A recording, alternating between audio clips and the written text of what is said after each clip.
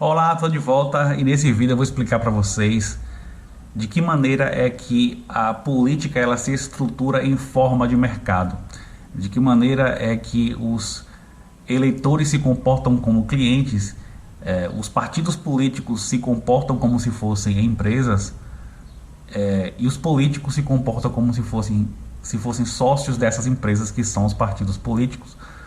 E assim, a maioria das pessoas acha que só os partidos do Centrão, certos partidos se comportam dessa forma, mas eu vou mostrar aqui nesse vídeo que todos os partidos, aqui no Brasil pelo menos, se comportam dessa forma. E para explicar isso, primeiramente eu vou mostrar como seria uma conjuntura em que os políticos e os partidos não se comportam como empresas. Então vamos imaginar o seguinte: eu resolvi me candidatar a deputado federal.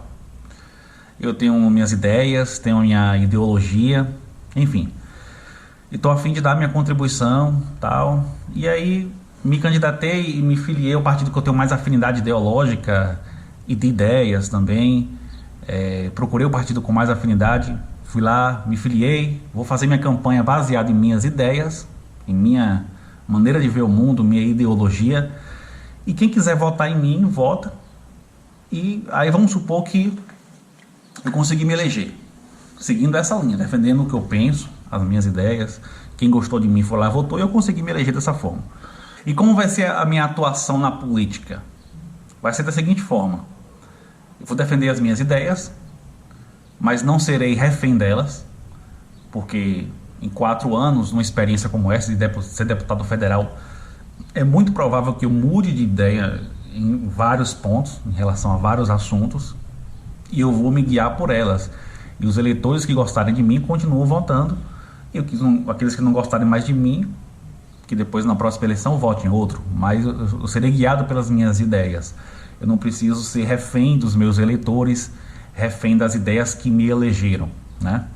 E um outro ponto: eu vou votar a favor ou contra os projetos enviados para a Câmara de acordo com as minhas ideias naquele momento, e de maneira independente. Não importa de onde veio esse projeto, se é do meu partido ou de partidos associados ao meu, ou se veio da oposição. O que importa é a qualidade do projeto, se ele bate com as minhas ideias, se ele bate com a minha ideologia.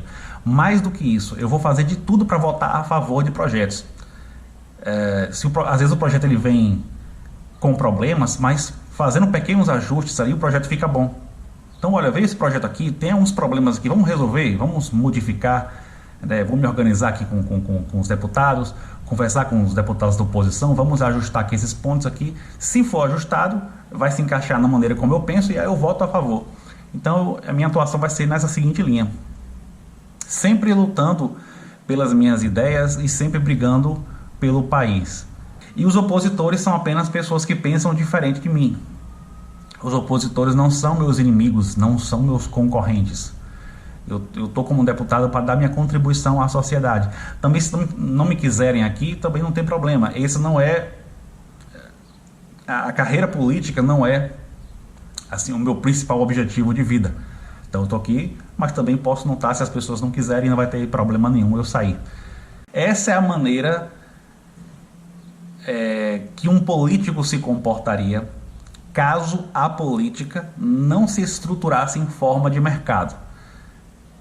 E o que vale para o político vale para o partido também, a mesma coisa, né? Defender as suas ideias, votar a favor ou contra os projetos pela qualidade do projeto, e se o projeto bate com a ideologia do partido, as ideias do partido, e esquecer essa coisa de que a oposição são inimigos, são concorrentes e tal. Enfim, o que vale para o político vale de maneira bastante similar para o seu partido também.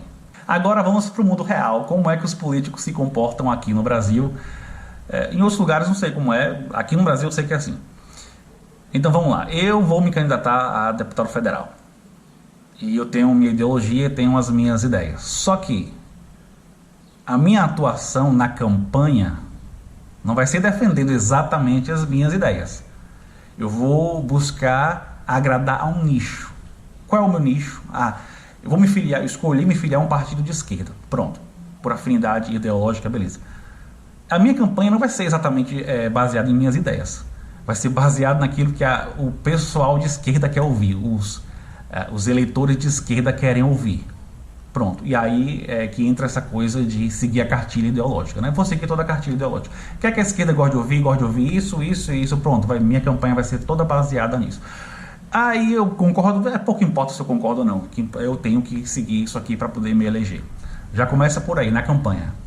E aí eu ganhei a eleição, virei deputado federal, e qual vai ser a minha linha de atuação? É o seguinte, durante os 4 anos de mandato, se eu mudar de opinião, isso é irrelevante, porque eu vou precisar continuar defendendo a mesma linha que me elegeu, as mesmas ideias e a mesma ideologia que me elegeu.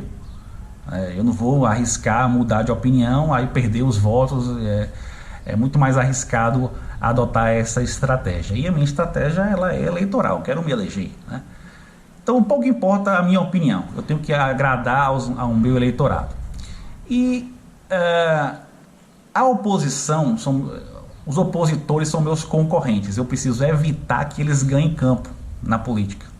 De que forma? Eu vou votar tudo o contrário do que a oposição votar. Se a oposição votar a favor de um projeto, eu voto contra. Se a oposição votar contra, eu voto a favor. Porque eu preciso evitar que eles ganhem campo. Eu preciso demarcar território, marcar posição política. Eu só vou votar igual à oposição quando eu não tiver jeito. Tipo, tem um projeto aqui que não tem como votar contra. E aqui é uma coisa muito óbvia, eu vou ter que votar a favor igual à oposição, não tem jeito. Sempre que tiver espaço para votar de maneira oposta à oposição, eu vou fazer para poder marcar território, né? Vou procurar um problema no projeto e tal. Achei um probleminha aqui no projeto, vou votar contra. Poderia fazer diferente, vamos ajustar aqui. O projeto é razoável, vai ter um probleminha aqui, vamos ajustar aqui, vamos mudar esse texto aqui. Não, vou votar contra. Para marcar território, para impedir que a oposição ganhe campo, né? Porque é uma disputa, os opositores são meus concorrentes, estão disputando o eleitorado. Existe uma parte significativa do eleitorado que pode mudar de lado, eu estou disputando esse eleitorado. Quanto aos partidos é a mesma coisa, mais ou menos a mesma linha, tratar a oposição como concorrentes e defender ali aqueles valores que são cultivados pelo eleitorado, vai buscar agradar ao seu eleitor. Então vejam que não é só, assim, claro, vai variar a estratégia de acordo com o nicho, né? Uma coisa é o nicho da direita, outra coisa é o nicho da esquerda, a estratégia muda, mas sempre é buscando agradar ao seu eleitorado. O Centrão é uma outra estratégia, né? De atuação para poder buscar agradar ao seu eleitor, e cada partido, cada campo ali tem um nicho de eleitorado diferente, assim como acontece no mercado. Uma coisa é o mercado para quem vende o café tradicional, ele tem um público. Quem vende café gourmet já é um outro público. Quem vende café gourmet tem que criar toda uma estratégia direcionada para o seu público, que é diferente das pessoas que consomem o café tradicional. Na política funciona mais ou menos da mesma forma. Outra coisa importante, nem sempre o eleitor sabe o que é melhor para ele, por uma questão de falta de conhecimento técnico. Isso é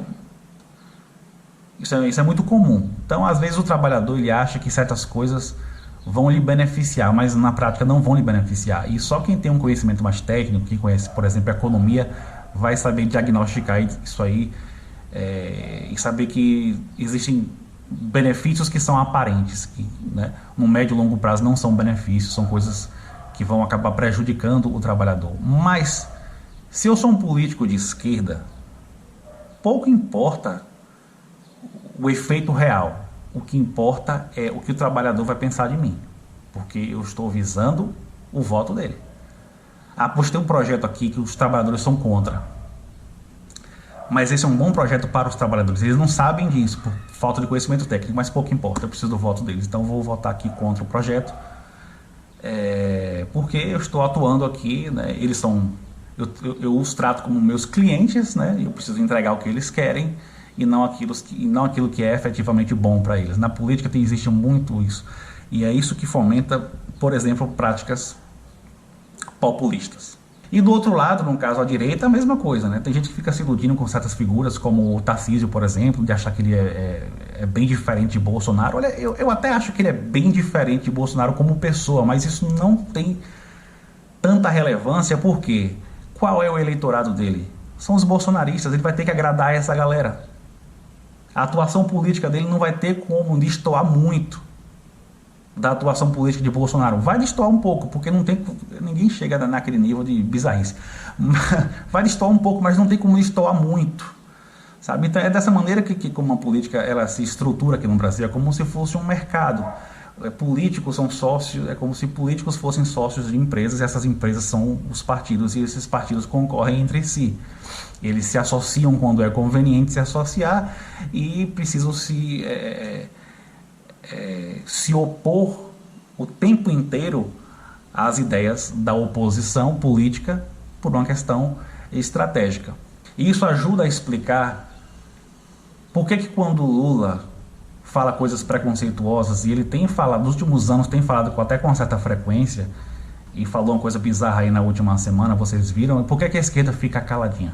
Não dá um pio? Para não dar espaço, para não dar campo para a oposição. Porque essa é a principal, é a prioridade de quem está na política. É o jogo político, é não dar campo para a oposição. Olha, não podemos falar mal de Lula porque vai dar ousadia para bolsonarista, vai dar campo para bolsonarista, a gente não pode falar mal dele. A gente critica até aqui internamente na reunião do partido e tal, mas nas redes sociais a gente não pode falar nada, porque isso é a prioridade, é o jogo político. Agora, existem políticos com um perfil diferente? Existem, minoria absoluta, mas existe. Aqui no Brasil, o o mais conhecido é a Tabata, que você pode discordar das ideias dela. Divergência de ideias é a coisa mais normal que existe, isso é trivial. Agora, ninguém pode dizer que ela segue cartilha ideológica, que ela tem uma atuação política para agradar ali o seu nicho, até porque ela não tem um nicho muito bem claro, né? A Tabata, ela vota a favor de projetos de linha liberal e ao mesmo tempo vota a favor de projetos de esquerda. Ela defende coisas de esquerda e ao mesmo tempo algumas coisas da direita liberal, porque ela defende as suas ideias. Ela não está fazendo uma estratégia de marketing para focar em um nicho de eleitores, não trata os eleitores como seus clientes. Ela tem uma atuação diferenciada, mas isso é exceção. A Tabata é exceção. Tem exceções em outros partidos? Tem, mas são exceções. É 1%. É 1%. E olhe lá. A grande maioria está dentro do jogo. E a política se estrutura como uma forma de mercado. Isso é tudo. Se você gostou, dê um joinha, se inscreve no canal, clica no sino para receber as notificações e vai aqui no comentário fixado e dá uma olhada no meu curso aí que está com preço promocional. Valeu!